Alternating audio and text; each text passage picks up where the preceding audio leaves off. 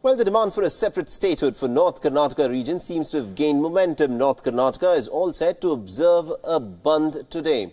Now, the region comprises of nearly about 13 districts. So why has this demand lasted for decades and what are its political implications?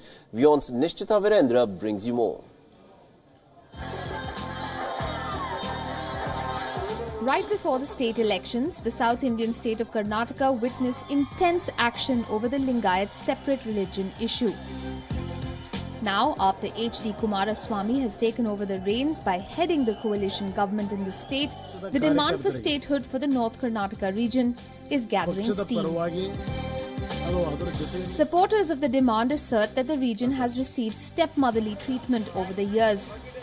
While Karnataka is seen as a rich, progressive and educated state, almost half the state, the northern districts, are reeling under poverty, malnutrition and unemployment. As per the Nanjundappa Committee on Regional Imbalances in North Karnataka, out of the 175 taluks, 35 are classified as backward, 40 as more backward and 39 as most backward. The 2011 census says that Karnataka has a literacy rate of 75.6%. The committee reports that the literacy figure in North Karnataka stands at a dismal 11.2%. A high level of malnutrition is also reported from the arid regions of the north part of the state year after year, with districts like Raichur topping the list. Industries and jobs continue to be centered around Bengaluru and the southern and coastal parts of the state. There is also a historical perspective to this demand. It was the impoverished North Karnataka districts from the Bombay Karnataka region and Hyderabad Karnataka region that pushed for a unified Karnataka based on linguistic lines during the 1950s. The less enthusiastic South Karnataka or Old Mysuru region was until then governed by the Mysuru Maharaja and was already a progressive model state. The disparity and disconnect seems to have only grown with time. Samvidan Savda was built in 1951-52. Unification of the state was in 1956. How come that it will become the capital here? It is 700 kilometers away from the north. So capital should have been at an ideal place, very near to the people. There is one disadvantage to the people from north. So it is always there. They will never come here. They will never have any. They don't recognize this as a capital. The post-poll political atmosphere of the state has only added fuel to fire. The unification in 1956 started the Lingayat versus Vokaliga domination war in Karnataka.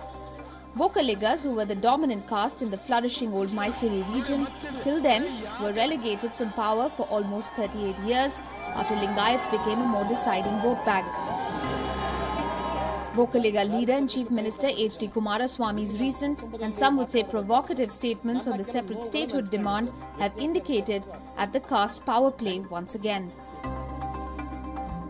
But as far as politics goes, it's clear that there's only one real clear winner in this, right? And that is a party that is concentrated in one part of the state, right? Which is the JDS.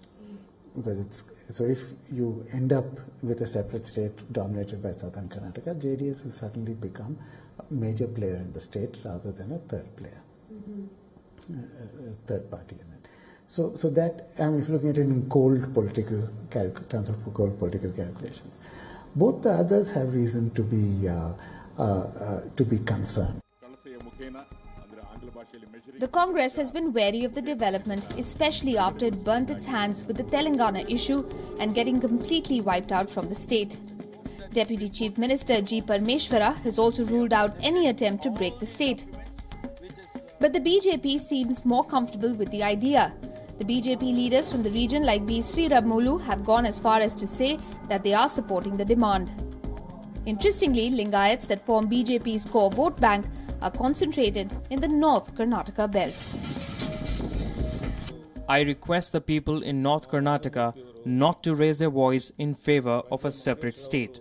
We have to work together. Dividing the state can't be a solution for development. The recent statements by Chief Minister Kumaraswamy as well as the budget seems to have added fuel to the long-standing demand for a separate statehood for the North Karnataka region. With all three major political parties of the state, the BJP, Congress as well as the JDS, unsure of the political ramifications of this demand, developments surrounding this agitation will be keenly watched in the coming few months. In Bengaluru with video journalist Chandan, Nishchita Virendra, WION.